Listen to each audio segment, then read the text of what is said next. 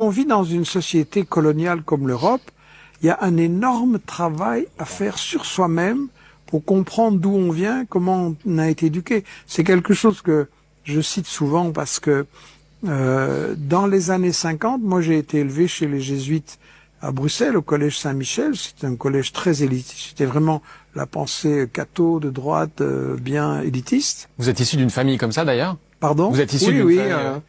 J'étais au collège pas par hasard. Ma famille m'avait mis là. Et au cours de catéchisme, on m'enseignait les Noirs sont par nature indolents et paresseux. Les Noirs sont par nature indolents et paresseux. On nous disait pas que Léopold II avait coupé la main des gens qui voulaient pas extraire le cuivre et le caoutchouc pour lui. On nous disait bien sûr que les Arabes étaient sournois, que les Chinois étaient sadiques. Bref, il y avait que les Européens qui étaient bien.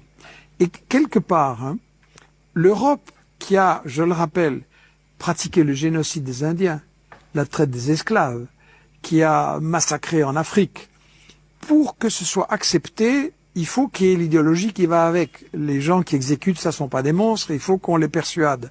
Et donc l'Église, je rappelle, a eu ce fameux débat. Les Indiens n'ont pas une arme, donc c'est pas un péché de les tuer.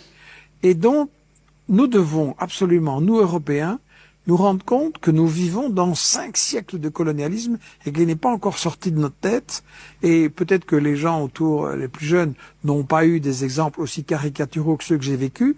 Mais il faut se rendre compte qu'il y a, allez, je discutais avec des Suisses comment ça se passe ici, il y a aussi une mentalité de caste supérieure et de mépris, on peut le dire, vis-à-vis des immigrants, vis-à-vis des réfugiés.